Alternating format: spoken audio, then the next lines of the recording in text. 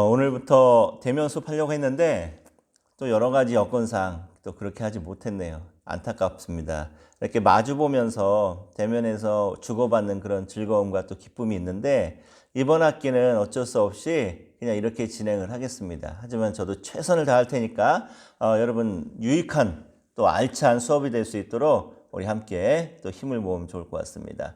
자, 오늘은 사사기에 대해서 이제 공부를 합니다. 사사기 공부하고 시간 되는 대로 룻기에 대해서 룻기까지 이제 쭉 진도를 나가려고 합니다. 여러분 그 사사를 정의한다면은 뭐라고 설명할 수 있을까요?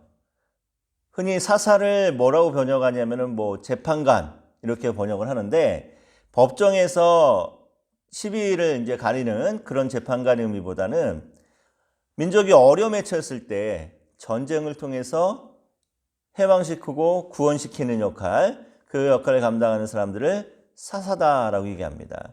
그래서 사사의 역할은 뭡니까? 그래서 당연히 이방 민족의 압제로부터 자기 민족을 구원해서 그들이 하나님의 백성으로 잘 살아갈 수 있도록 인도해 주는 역할이 바로 사사의 역할이라는 거예요.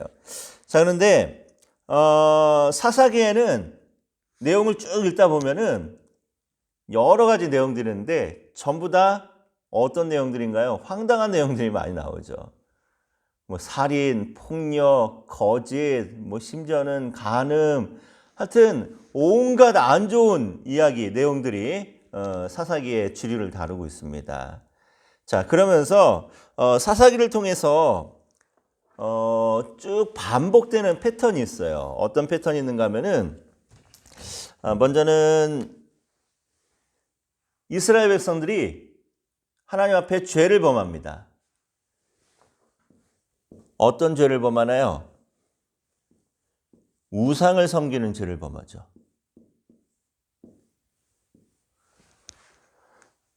그럼 하나님이 가만히 있을까요? 그렇지 않죠. 하나님이 이스라엘 백성들을 바로 심판을 하시죠. 심판의 방법은 뭡니까? 이방 민족들로부터 고통을 당하게 하시죠. 그러면 이스라엘 백성들이 이방 민족들에게 계속 괴롭힘 당하면서 고통을 당하다가 어떻게 하나요? 하나님께 막 부르짖고 뭐합니까? 회개하죠.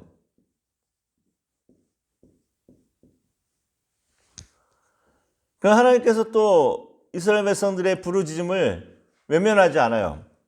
구원을 하시는데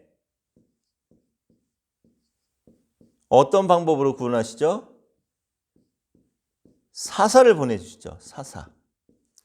그래서 이스라엘을 전쟁을 통해서 이스라엘을 구원해 주십니다. 그래서 사사가 다스린 동안은 어떻게 돼요? 이 땅에 평화가 옵니다. 자, 그러다가 사사가 죽어요. 죽고 나면 또다시 우상을 섬기는 죄를 범하고, 그럼 또 하나님께서 이방 민족들 통해서 심판을 하시고, 그럼 또 이스라엘 백성들이 몇십 년 동안 괴롭힘을 당하다가 계속해서 부르짖고 회개합니다. 그럼 또 다른 사사를 보내서 구원해 주시고, 또 이 사사가 다스리는 동안은 잠시 동안 평화가 왔다가 또 죽고 나면은 또 죄를 짓고 우상을 범하는 그런 일들이 계속 되풀이됩니다. 자, 여기 어디에 나타나냐면은 대표적으로 우리 3장 7절에서 11절을 보시면은 온니엘 이야기가 나옵니다. 사사기에 등장하는 첫 번째 사사 온니엘인데, 이 온니엘의 이야기를 통해서 말하고 싶은 건 뭐냐면은 사사기가 이런 패턴으로 계속해서 반복되어 가고 있다라는 것을 이제 보여주는 대표적인 사사가 첫 번째 사사 온니엘입니다. 요 7절부터 11절까지를 보면은 요 법칙이 그대로 나와 있어요. 자, 성경 한번 보시고요. 7절에 보니까 이스라엘 자손이 여호와 목전에 악을 행하여, 어떤 악입니까? 여호와를 잊어버리고 바알들과 아세라들을 섬긴지라. 우상을 섬기는 악, 죄를 범하죠. 그러니까 8절에 어떻게 나와요? 여호와께서 이스라엘에게 진노하사 그들을 메소포다미아 왕 구산 리사다임의 손에 파셨으므로 다른 이방 민족에게 이스라엘 백성들을 넘겨주는 거예요. 마음껏 괴롭히고 유린할 수 있도록 자 심판을 합니다. 그 다음에 어떻게 합니까? 구산리사다임이 8년 동안을 계속 이스라엘 괴롭히고 이스라엘 백성들은 구산리사다임을 섬기고 9절을 보니까 이스라엘 자손이 여호와께 부르짖어요. 회개하죠. 부르짖습니다. 그랬더니 여호와께서 이스라엘 자손을 위해서 한 구원자를 보내시는데 사사 여기 본문에서는 이제 온니엘이죠. 사사를 보내셔서 이렇게 구원을 하십니다. 그래서 11절 보니까 그 땅이 평온한 지 40년에 그나스의 아들 온니엘이 죽었더라. 온니엘이 사는 40년 동안은 또 평화가 왔다라고 하면서 이야기를 마무리합니다.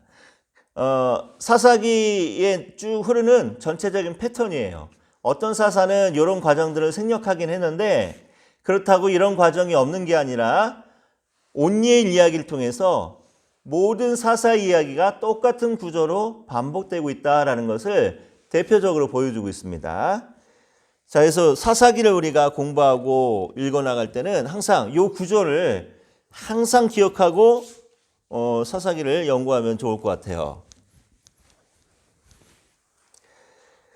자, 그렇다면은 이 사사시대, 정말 영적으로 암울한 시대죠. 이 사사시대가 이렇게 영적으로 타락할 수밖에 없었던 그 원인이 뭘까요? 이유. 자, 크게 두 가지 이유가 있는데, 첫째는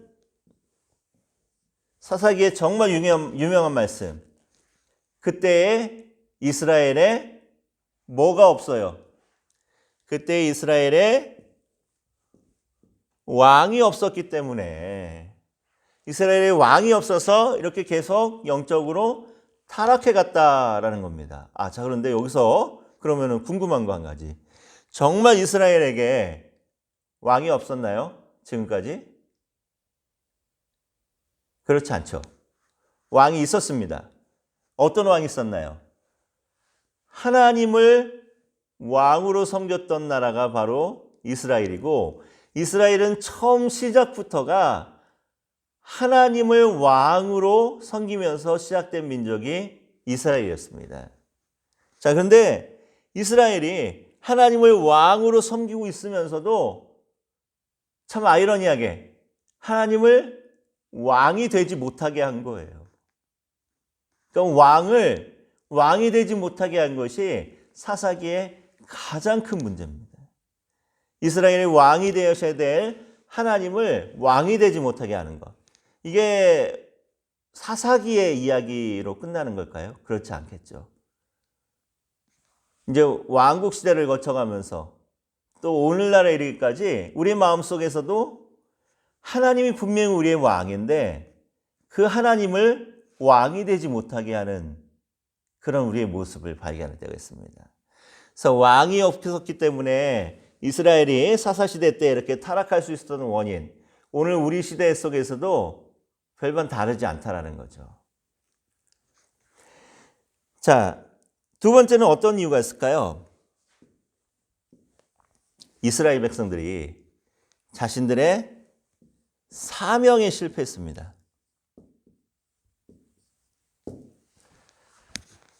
시내사에서 하나님이 이스라엘 백성들에게 언약을 맺기 전에 세 가지 약속하신 것 중에 하나 뭡니까? 거룩한 백성 되게 하겠다. 거룩하다라는 건 어떤 의미를 가진다고 했죠? 구별하다. 세상 사람들과 구별되게 너희들을 사랑하고 너희들도 나를 구별되게 사랑하고 세상 다른 민족과는 구별된 삶을 살게 하겠다라는 그 약속의 말씀. 거룩한 백성에 대한 사명감을 잊어버린 거예요. 한마디로 해서 가나안 땅을 이스라엘화, 여호와화 해야 되는데 오히려 이스라엘 백성들이 가나안 땅에 들어가서 가나안화 되어버렸다는 겁니다. 그러니까 거룩한 백성이 다른 사람들을 거룩하게 만들지 못하고 부정한 사람들과 살면서 오히려 부정한 사람이 되었다라는 거예요. 우리 레위기 공부하면서 뭐 정결, 부정, 뭐 이런 거 거룩 이런 그 법칙 생각나시죠? 자, 이스라엘 백성들이 자기 사명에 충성을 다하지 못했어. 감당하지 못했어. 그 대표적으로 뭘 볼 수 있을까요? 우리 본문 사사기 1장을 보시면은 1장 1절부터 이제 7절까지 쭉 나오는데 대표적으로 6절, 7절을 한번 읽어봅니다. 1장 6절, 7절. 아도니베섹이 도망하는지라 그를 쫓아가서 잡아 그의 엄지손가락과 엄지발가락을 자르매 아도니베섹이 이르되 옛적에 70명의 왕들이 그들의 엄지손가락과 엄지발가락이 달리고 내 상 아래에서 먹을 것을 줍더니 하나님이 내가 행한 대로 내게 갚으심이로다 하니라. 무리가 그를 끌고 예루살렘에 이르렀더니 그가 거기서 죽었더라. 자, 유다 지파가 시몬 지파와 함께 아도니베섹이라고 하는 가나안 땅의 왕 하나를 또 잡아서 무찌르고 이제 처형하는 장면입니다. 근데 이 당시 가나안 땅에 살던 사람들이 주로 적장을 생포했을 때, 잡았을 때 패배한 적장을 어떻게 처형해내는가 하면은 엄지손가락과 엄지발가락을 자른 거예요. 그러니까 손과 발에 가장 힘이 되는 엄지발가락과 엄지손가락을 자르면서 모든 힘을 다 빼앗아 버리는 거죠. 멸시하는 거죠. 무시하는 거죠. 굉장히 잔인한 수법입니다. 자, 근데 이스라엘 백성들이 가나안 땅에 들어와서 지금 제일 먼저 등장하는 사건이 뭐냐면은 가나안 땅의 왕을 처형하는 방법이 가나안 사람들과 같이 똑같더라는 겁니다. 그러니까 이스라엘 백성들이 가나안에 들어오자마자 어떻게 돼가고 있다는 거예요? 가나안 사람들처럼 타락하고 있다는 거죠. 자, 그리고 또 가나안 사람들의 그 가치관과 풍습을 이제 닮아가는데 나중에는 이제 가나안 사람들을 쫓아낼 수 있었는데도 쫓아내지 않습니다. 1장 27절, 28절. 28절 한번 그냥 읽어볼게요. 이스라엘이 강성한 후에야 가나안 족속에게 노역을 시켰고 다 쫓아내지 아니하였더라. 강제 노역을 시키기 위해서 쫓아낼 수 있었음에도 불구하고 쫓아내지 않았다는 겁니다. 경제적인 원리가 하나님에 대한 말씀 순종, 믿음보다 더 앞서갔다라는 거죠. 그 가나안 사람들과 별반 다름없이 이스라엘 백성들이 변해버렸다는 겁니다. 자, 첫 번째 사건을 통해서 이렇게 이스라엘의 가나안화를 이야기하는데 사사기의 마지막 사건, 정말 끔찍한 사건 뭔가요? 레위인의 첩사건이죠. 여기 제가 대면서 했으면은 아무나 확 지적해갖고 레위인의 첩사건 이야기해 보세요 라고 이제 물어볼 텐데 그걸 못해서 제가 참 안타깝습니다. 레위인의 첩사건 어떤 사건인가요? 물어보면 아마 뭐지? 레위인이 첩도 있었나? 막 이렇게 생각하는 사람도 있을 것 같아요. 자, 레위인의 첩사건 성경을 읽어보시면 쭉 이제 아시죠?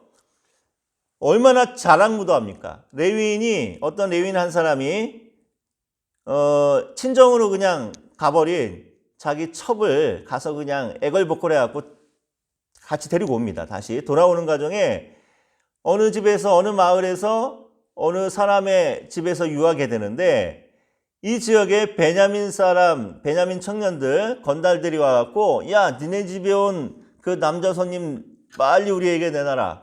우리가 그와 상관하리라. 동성애를 하겠다는 거죠. 그랬더니 집주인이 뭐라고 합니까? 이러면 안 된다. 우리 집에 온 손님을 너희들이 이렇게 하면 안 된다라고 하면서 차라리 우리 딸과 그 첩을 내줄 테니까 너희들이 마음대로 하고 이 사람 손님에게는 절대 아무 일도 행하지 마라 라고 하는데도 말을 안 듣죠. 결국은 첩을 내줍니다. 이 건달들이 밤새도록 이 레위인의 첩을 간음하고 유린하고 새벽에 도와줍니다. 레위인이 새벽에 일어나서 아침에 일어나서 가려고 했더니 집 문 앞에 엎드려져 있는 거예요. 죽어버렸습니다. 그러니까 레위인이 어떻게 해요? 그 시체를 12토막을 내갖고 각 지파마다 시체를 보냅니다. 시신을. 이스라엘 백성들이 이걸 보고 아니 우리 이스라엘에 이런 자랑무도한 일이 있었단 말인가 하면서 모두가 일어나서 누구와 전쟁을 합니까? 11개 지파가 베냐민 지파와 전쟁을 하게 되죠. 그래서 베냐민 지파가 이 사건을 통해서 거의 뭐 멸절되다시피 하는 사건. 그게 바로 이제 레위인의 첩사건입니다. 굉장히 잔인한 사건. 정말 굉장히 천인공노할 사건이 일어난 거죠. 자, 첫 번째 사건인 아도니 베색 처형 사건부터 시작해서 쭉 진행이 되면서 마지막 사건인 레위인의 첩사건까지 어떤 법칙을 볼 수 있어요? 처음부터 계속해서 시작한 이스라엘의 악과 이런 잔인무도한 행동이 가나안 사람들처럼 행동하는 행동이 점점 커져가면서 도저히 걷잡을 수 없이 커져가는 모습을 볼 수 있습니다. 이것과 함께 연상되는 사건이 있죠. 창세기 1장부터 11장까지 하나님께서 가장 완전하고 아름답게 만들었던 세상이 사람의 죄 때문에 점점 어떻게 돼가요? 점점 불완전하고 심히 보시기에 좋지 않은 세상으로 변화가는 창조시대의 모습을 볼 수 있죠. 자, 사사기를 통해서 말하고 싶은 거는 이스라엘 백성들의 가나안화가 계속해서 심각해지고 있고 너무도 처참해지고 있는 이스라엘 백성들의 영적인 상태를 이야기하고 있습니다.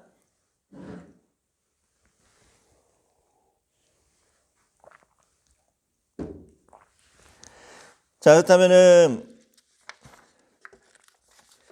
사사기의 저작 시기는 언제쯤일까요? 사사기를 읽어보면 아무런 정보를 제공하지 않습니다. 그런데 내용을 유심히 연구하다 보면은 이 시대가 아닐까라고 추측되고 연상되는 시기가 있죠. 자, 어느 시대인가 하면은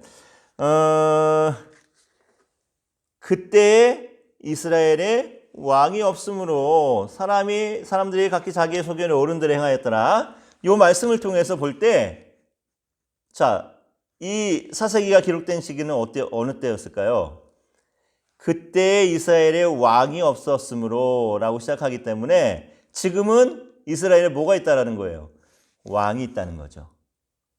근데 그때 이스라엘에 왕이 없어서 사람들이 다 지멋대로 살면서 세상이 이렇게 정신없고 질서가 없는 세상이었지만 지금은 왕이 있는데 질서 있고 정말 좋은 왕이 있어서 그때하고는 지금이 전혀 달라라는 것을 은연중에 알려주고 있죠.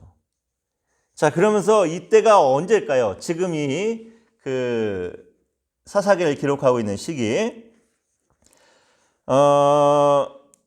이스라엘이 베냐민 지파를 상대로 전쟁을 하는 레위인의 첩사건으로 이야기가 마무리됩니다. 그렇죠? 이것을 연상해 봤을 때 다윗의 집권 초기가 아니었겠는가라고 이제 예상을 합니다. 자, 왜냐면은 이 사건을 딱 이야기하면서 나머지 지파들, 베냐민을 제외한 유다를 제외한 나머지 지파들을 설득해야 될 필요가 있는 거예요. 베냐민 지파의 출신이었던 사울 왕, 사울이 다스릴 때는 이스라엘을 이렇게 괴롭게 했던 시대였지만 이제는 유다 지파의 다윗이라고 하는 왕이 다스리는 지금 이 시대는 그때와 같지 않다라는 거죠. 그래서 그때 이스라엘의 왕이 없으므로 이 말의 의미가 지금은 다윗과 같이 정말 하나님을 잘 섬기고 질서 있고 살기 좋은 세상이 되었다라고 하면서 다른 10개 지파, 현재 사울을 추종하던 다른 10개 지파들을 지금 이 사사기를 기록하면서 돌아오라. 다윗이 정말 하나님이 세우실 만한 왕이다. 이스라엘을 다스릴 만한 진짜 왕의 모습이다. 라고 하면서 사사기가 요 시대에 기록되지 않았을까라고 이제 추정을 합니다. 시대적 배경을 한번 볼게요. 사사기는 그 시기상으로 언제적부터 언제까지냐면은 여호수아가 이제 죽고 나서부터 대부분 이제 다윗이 기름 부음 받을 때 요 시기를 이제 사사기의 이제 시대로 봅니다.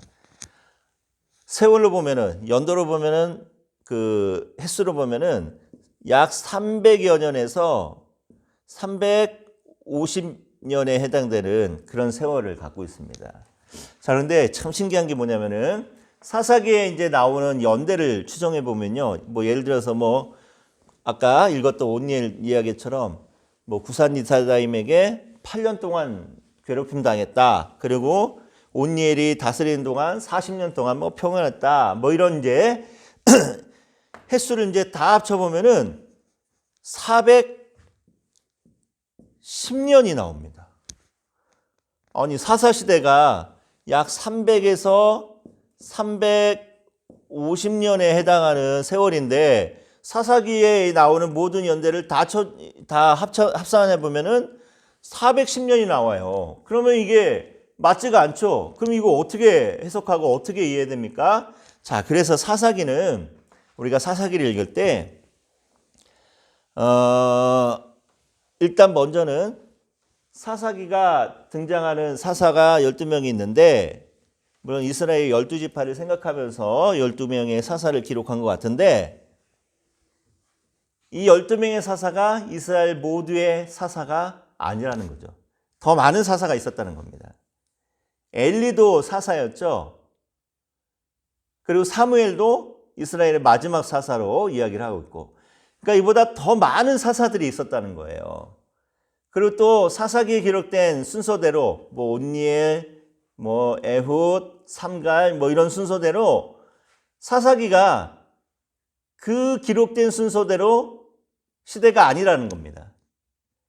그리고 이 12명의 사사, 기록되어 있는 12명의 사사 이야기가 차례차례 생겨난 사건이 아니라 여러 지역에서 막 여기저기에서 동시다발적으로 생긴 사건으로 이제 봐야 된다는 거죠. 그리고 이제 사사기에는 40년이라는 그 세월에 대해서 많이 이야기하는데 이 40년을 진짜 문자 그대로 40년으로 생각할 것이 아니라 한 세대로 보는 것이 합당하다라는 겁니다. 그래서 이런 연도의 이런 연수의 차이가 나는 이유가 바로 그렇게 우리가 해석을 할 수가 있어요.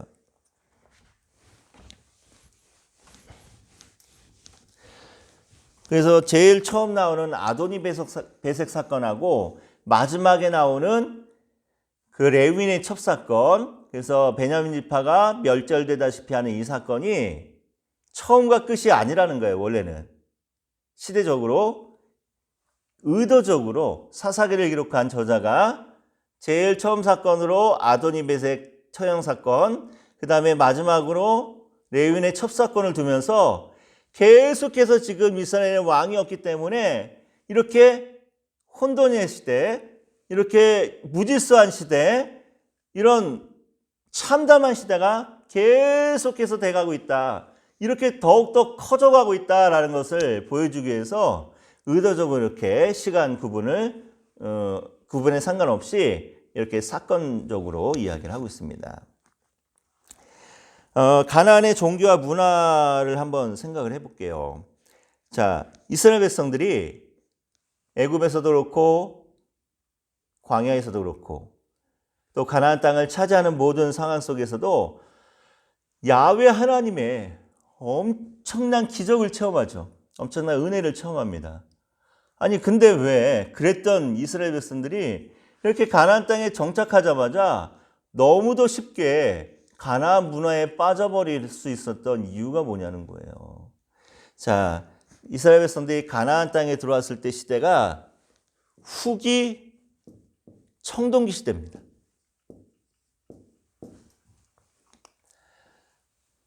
농기구가 발전되면서 가나안 땅에 들어와 보니까 후기 청동 시대인데 엄청 풍요롭게 살고 있는 거예요.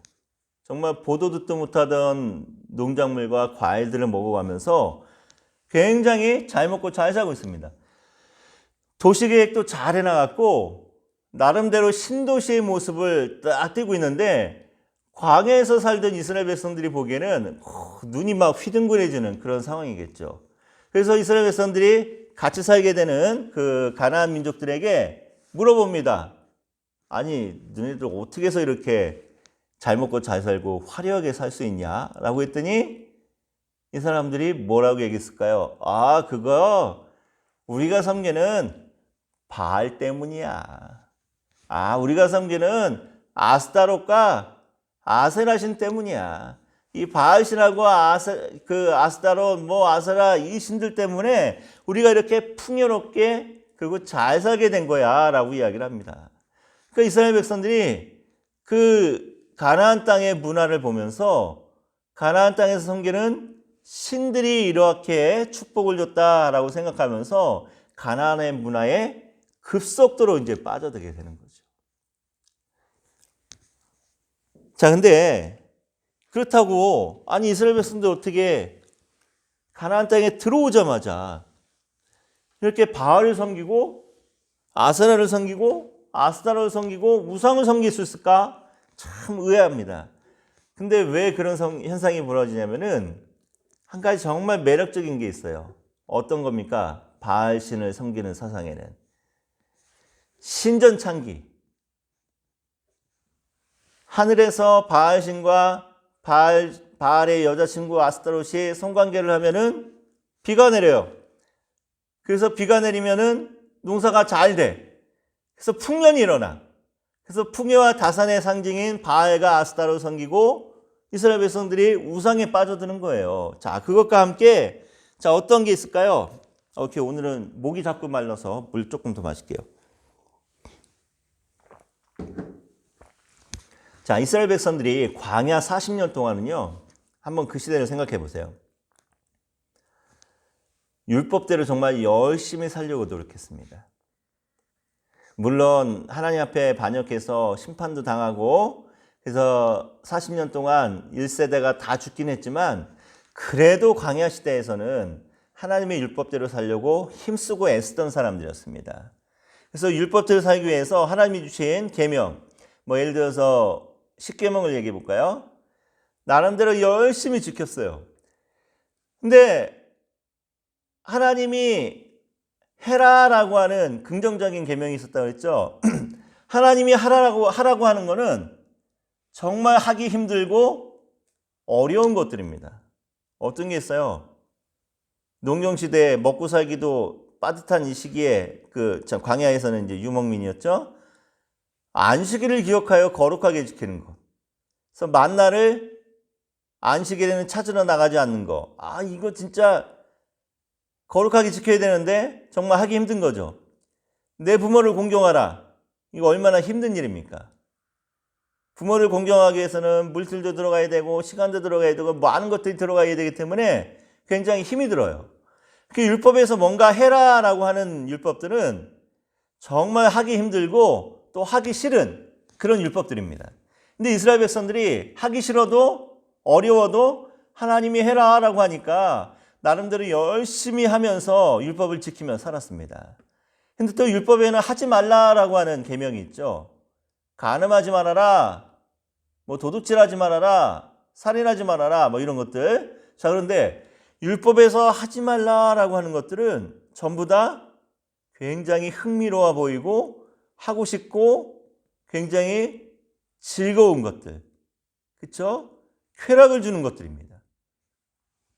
자, 그런데 이스라엘 백성들이 광야에서는 하나님이 하지 말라는 거는 아무리 하고 싶어도 그래도 나름대로 그냥 꾹꾹 참으면서 율법을 잘 지켰어요. 근데 이스라엘 백성들이 가나안 땅에 들어왔습니다. 들어와서 보니까 이 휘황찬란한 이 가나안의 문화를 보면서 문화적인 충격에 빠진 거죠. 그러면서 계속해서 뭐에 빠져드는가 하면은 아니 도대체 이 가나안 땅 사람들이 왜 이렇게 잘 살게 되었지? 아까 말한 것처럼 그 사람들이 바알과 아스타롯 때문이야 라고 하는 바알과 아스타롯을 가만히 보니까 아니 이 바알을 섬기는 것은 굉장히 즐겁고 재밌게 섬기는 거예요. 하나님을 섬기는 거는 율법 지켜야 되면서 정말 힘들게 섬겨야 되는데 바알을 섬기는 거는 어이구야 그냥 즐길 것 다 즐기면서도 바알이 비를 내려줘 갖고 이렇게 잘 먹고 잘 살아네. 자기들은 40년 동안 그렇게 열심히 율법을 지켰지만 먹은 건 뭡니까? 만나밖에 없잖아요. 가끔가다 메추라기 먹고. 근데 가나안 땅의 사람들은 바알을 섬기면서도 즐길 것 다 즐기면서도 이렇게 풍요롭게 살고 있는 거예요. 그러니까 이스라엘 백성들이 문화적인 충격 속에서 이 모든 것이 저 바알신 때문이야? 라고 하는 이 생각 때문에 가나안 땅에 들어오자마자 바알과 아스타로를 섬기면서 우상에 빠져들게 됐다는 거예요. 그래서 믿는 사람들에게 필요한 게 뭘까요? 가치관이죠. 가치관. 어떤 가치관? 세상적인 가치관이 아닌 하나님께서 주시는 믿음의 가치관. 사람들이 다 좋다, 다 옳다, 다 괜찮다 해도 하나님이 아니다라고 하면은 아니라고 할 수 있는 분명한 가치관이 있어야 됩니다. 세상 사람들이 다 틀리다, 이렇게 하다가 망한다, 절대 안 된다라고 할지라도 하나님께서 그게 맞다라고 한다면은 하나님을 믿는 백성들은 그렇게 해야 됩니다. 이 가치관이죠. 오늘 이 시대를 살아가면서 여러분들 이 시대 속에서 앞으로 교단을 이끌어가고 교계를 이끌어갈 귀한 영적인 지도자로 자라면서 가치관이 분명해야 돼요. 가치관이. 남들 다 한다고 나도 하려고 하지 말고, 남들 다 안 한다고 나도 안 하려고 하지 말고, 하나님의 기준에서, 말씀의 기준에서 이것이 옳은지 그른지를 분별할 수 있어야 됩니다. 그 가치관을 이렇게 가슴에 딱 새겨두시고 여러분들 사역하시면은 하나님께서 분명히 여러분들에게 귀한 것으로 응답해 주시리라 믿습니다. 자, 신학적인 주제도 몇 가지가 있어요. 사사기에는 땅이죠, 땅. 첫째는 땅입니다. 땅. 땅에 대해서 어떤 주제가 어떤 그 사상이 있나요? 여호수아 시대에 땅이 어떻게 정복되었는가라는 것을 이제 보여줬죠. 그렇죠? 어떤 방법을 통해서. 자, 근데 반면에 사사기는 이스라엘이 왜 이 땅을 완전하게 모든 땅을 다 소유하지 못했는가를 보여줍니다. 그 원인이 뭐죠? 이스라엘의 반역 때문에. 두 번째 주제. 이스라엘의 반역입니다. 계속해서 우상을 섬기는 이스라엘의 반역 때문에 하나님께서 다 주시겠다는 땅을 차지하지 못해. 이 반역 때문에. 그래서 성경에서는 사사기에서는 분명히 이야기하고 있습니다. 이 모든 땅을 다 소유하지 못한 이유에 대해서 이스라엘의 불순종, 반역 때문이다라고 이야기를 합니다. 세 번째 주제는 또 뭐가 있을까요? 이스라엘의 반역에도 불구하고 변함없으신 하나님의 신실하심.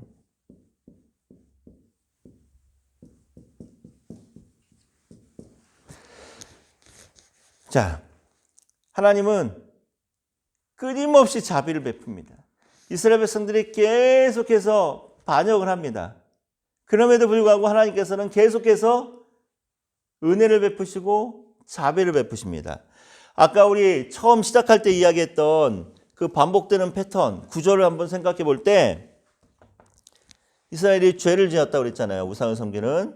하나님께서 심판하고 또 하나님께 부르짖고 회개하면은 하나님께서 사사를 통해서 구원하시고 평화가 오고. 자, 요 과정. 죄 짓고 심판당하고 회개하고 구원받고 평화 오고.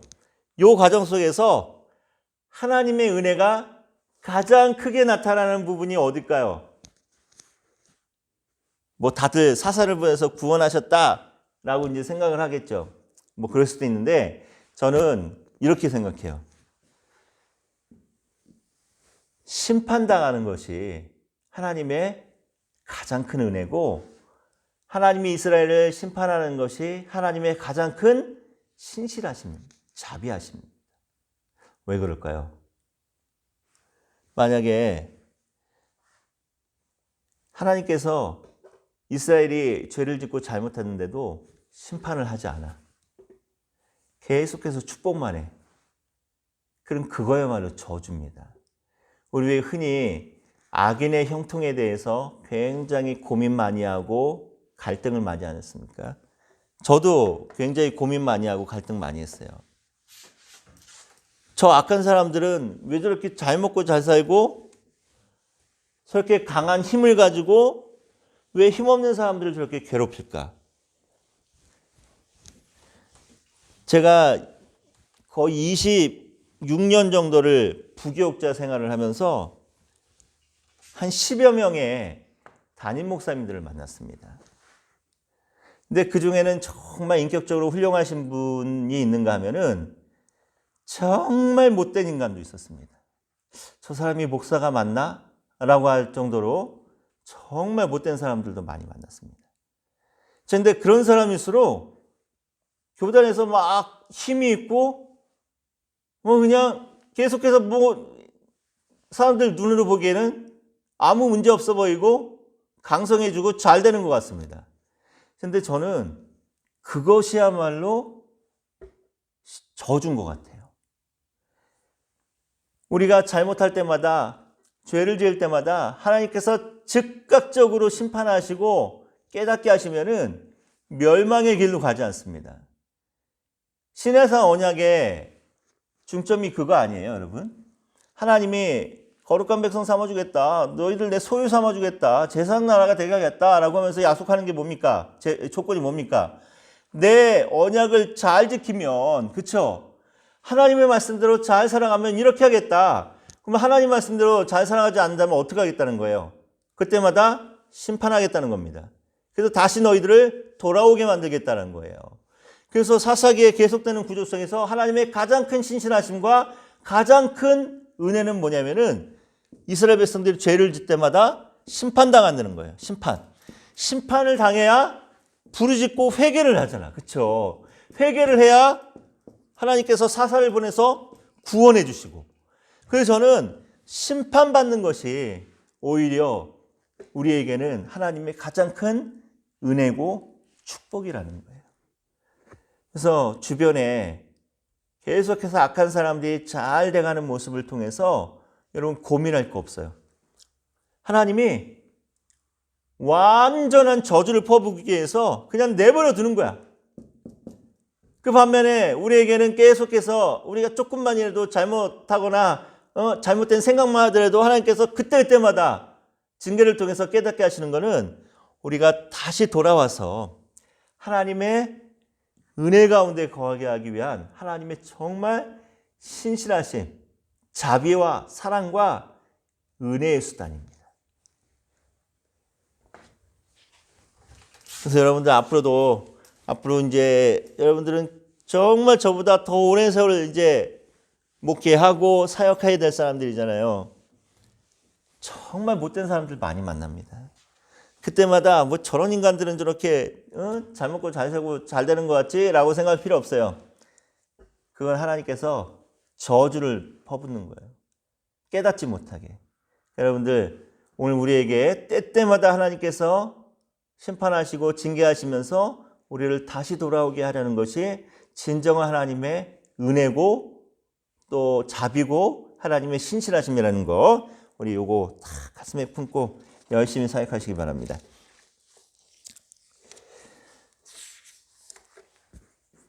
자, 그리고 또 다른 주제는 뭐냐면은 이스라엘에도 이제는 왕이 필요하다.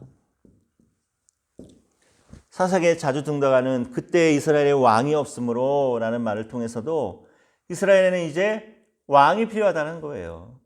이스라엘을 바르게 인도할 수 있는 정말 하나님 마음에 합당한 그런 왕이 필요하다라는 겁니다. 자, 이렇게 왕이 필요하다는 것을 뭘 통해서 볼 수 있나요?